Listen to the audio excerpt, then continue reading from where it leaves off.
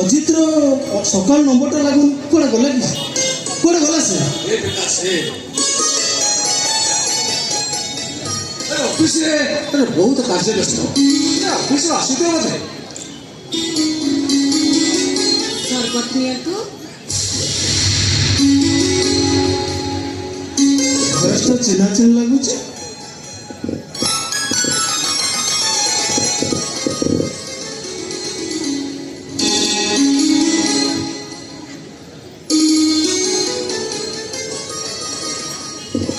ତାହେଲେ ଚିହ୍ନନ୍ତୁ ମୁଁ କିଏ? ତମେ ନିଶ୍ଚୟ ପ୍ରକୃତି ହେଇଥିବ। ନା ନା ମୁଁ ସେମିତିକା ଝିଅ ନୁହେଁ। ତାହେଲେ ତାହେଲେ ତାହେଲେ ତମେ ନିଶ୍ଚୟ ସ୍ମୃତି। ପାଖାପାଖି। ତାହେଲେ ତମେ ନିଶ୍ଚୟ ଏଲିନା। ନା ନା ନା ନା ମୁଁ ପ୍ରକୃତି, ନା ମୁଁ ଶ୍ରୁତି, ନା ମୁଁ ଏଲିନା, ମୁଁ ଟିକିନା ଟିକିନା ଟିକିନା। ତମେ ଅଜିତର ସ୍ତ୍ରୀ। ଆଉ ସେଇଥିପାଇଁ ଅଜିତ ମତେ ଫୋନରେ କହୁଥିଲା ଭାଉଜକୁ ଦେଖିଲେ ତୁ ପୁରା ସରପ୍ରାଇଜ ହେଇଯିବୁ। ବୁଝିଲେ ସାର୍, ଅଜିତ ଆଉ ଟିକିନା ଆଉ ମୁଁ ଗୋଟିଏ କଲେଜରେ ସାଙ୍ଗ ହୋଇ ପାଠ ପଢୁଥିଲୁ ସାର୍। ଟିକିନା ଆମର ପୁରା ଲକ୍ଷ୍ମୀ ପ୍ରତିମା। ବିକାଶ ତମେ କ'ଣ କହିବ? ମୁଁ ଜାଣିଛି ମୁଁ ଜାଣିଛି ମୋ ବୋହୂ ହଉଛି ଗୋଟାଏ ଲକ୍ଷ୍ମୀ ପ୍ରତିମା। এই 2 ମାସ ହେଲା ମୁଁ ଅନୁଭବ କରୁଛି ଅନେକ ଦିନ ଧରି ମୋ ଘରଟା ପୁରା ମହିଳାରେ ପରିପୂର୍ଣ୍ଣ ହୋଇଥିଲା। ଆଉ ମୋ ବୋହୂ ଏ ଘରକୁ ଆସିଲା କ୍ଷଣି ସବୁ ସଫା କରିବ।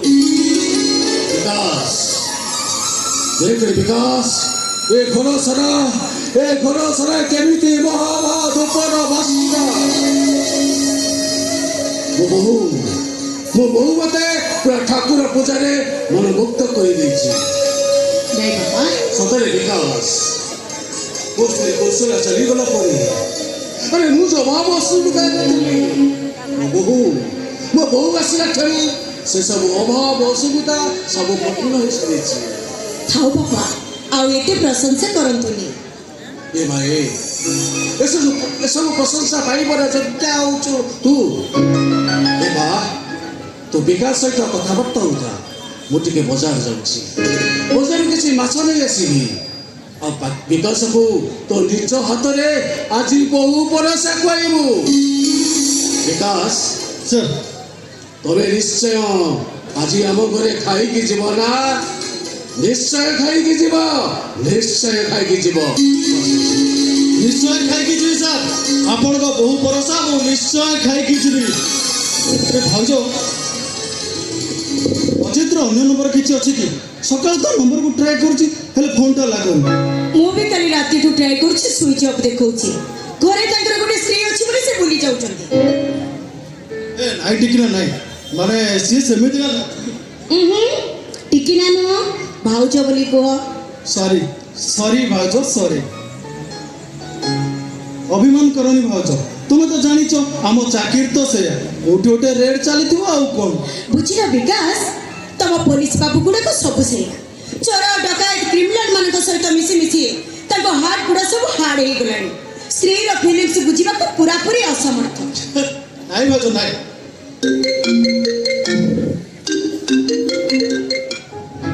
ହ୍ୟାଲୋ, ହଁ ମୁଁ ଇନ୍ସପେକ୍ଟର ବିକାଶ ଦାସ କହୁଛି। ଶୁଣ ନା, ଠିକ ଅଛି, ମୁଁ ଏଇ ସାଙ୍ଗେ ସାଙ୍ଗେ ପହଞ୍ଚୁଛି।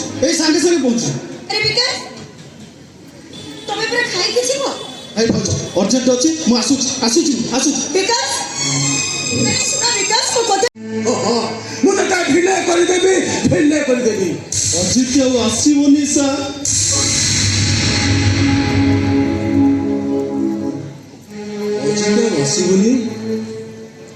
ଅଜିତ ଆସିବନି ମାନେ ତମେ କ'ଣ କହିବାକୁ ଚାହୁଁଛ ବିକାଶ?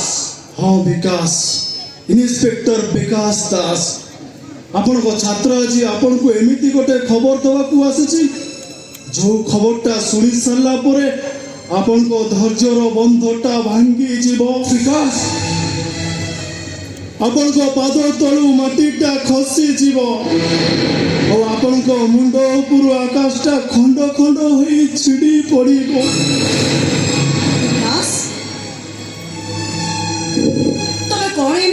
ଯେ ଏତେ ସବୁ ହେଇଯିବ? ঠিক না ভাউজ অজিত অজিত অজিত ଆଉ ନାହିଁ ଭାଉଜ। ଏମିତି କଥା କହିବା ପୂର୍ବରୁ ତମ ଜୀବନ ଖଣ୍ଡ ଖଣ୍ଡ ହେଇ ଛିଡ଼ି ପଡ଼ିଲାନି। ଆରେ ସିଏ ପୁରା ତମ ସାଙ୍ଗ। ଏଇ ମାସେ ହେଲା ଆମର ବାହାଘର ହେଇଛି।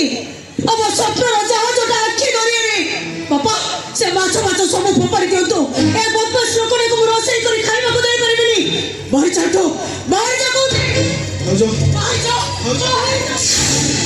এই ଦେଖ ଭାଉଜ ଅଜିତର ଶବ ଆସୁଛି।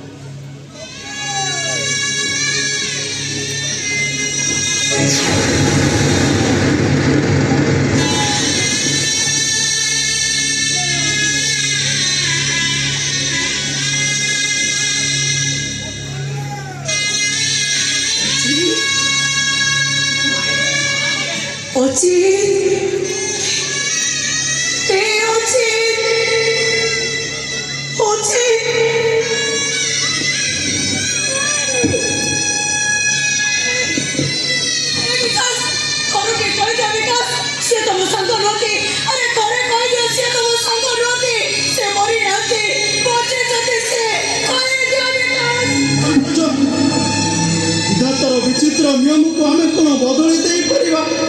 ତମେ ଟିକେ ଧୈର୍ଯ୍ୟ ଧର ଭାଉଜ, ତମେ ଟିକେ ଧୈର୍ଯ୍ୟ ଧର।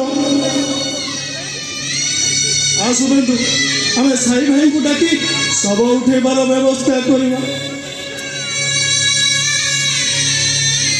ମାନେ ମୋ ଭାଇର ଶବକୁ ପୋଖରୀରେ ମଶାଣିକୁ ନେଇଯିବା।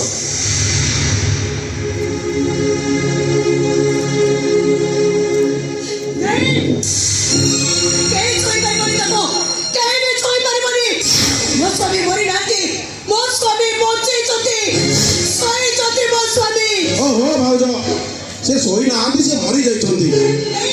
ମୋ ସ୍ୱାମୀ ମରି ନାହାନ୍ତି। ତମେ ମିଛ କହୁଛ ତମେ। ବାପା ଦେଖୁଛନ୍ତି ବାପା, ସବାଇକୁ କହୁଛନ୍ତି ମୋ ସ୍ୱାମୀ ମରି ଯାଇଛନ୍ତି ବୋଲି କହୁଛନ୍ତି ସିଏ। ମୁଁ ଜାଣିଛି ବାପା, ଏଇ ସୁବେଦୁ ମୋ ସୁଖ ଦେଖି ସହି ପାରୁନାହାନ୍ତି। ଏଇ ସୁବେଦୁ ତମେ ମୋ ମଙ୍ଗଳସୂତ୍ର ନେଇ ଯାଇଥିଲ। ଏବେ ମୋ ଦେହରେ ଯାହା ସୁନା ଗୋଡ଼ ଅଛି ସବୁ ନେଇଯାଅ, ହେଲେ ଥରଟିଏ କହିଦିଅ ମୋ ସ୍ୱାମୀ ବଞ୍ଚିଛନ୍ତି।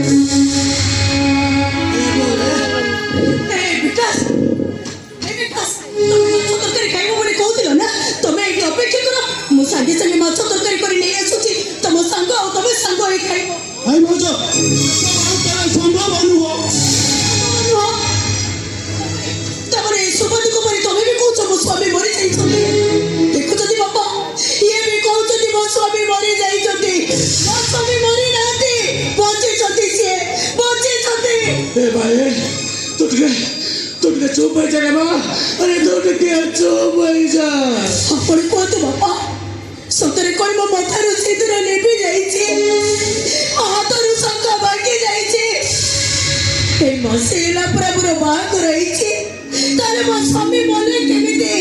ନେଇ ମୋ ସ୍ୱାମୀ ମରି ନାହାନ୍ତି, ବଞ୍ଚିଛନ୍ତି ସେ, ବଞ୍ଚିଛନ୍ତି, ମରି ପ୍ରହସନ ସବୁ ବନ୍ଦ କରି ଶୀଘ୍ର ଏ ଅଲକ୍ଷଣୀଟାକୁ ବିଧବା କରିଦିଅ। अरे वो पूरा गोटे बापा, अरे बापा भाई निज हाथरे मो झील को विधवा करी केमिति? नहीं रे सुरेंद्र, अरे नहीं वो पानी मिली रे सुरेंद्र, अरे वो पानी मिली। বাবা, তাহলে মতে বিধবা করিব কি? ঠিক কইছ তোতে তোতে কে বিধবা কে তোতে বিধবা করিব? তোতে বিধবা করিব, কে বিধবা করিব? କିଏ ବିବାହ କରିବ ବିବାହ କରିବ ବିକାଶ ଏ ବିକାଶ ଜୀବନରେ ମୁଁ ତମକୁ କିଛି ମାଗି ଆଜି ଗୁରୁ ଦକ୍ଷିଣା ସ୍ୱରୂପ ତମେ ବା ବୋଉକୁ ବିଧବା କରିଦିଏ ରେ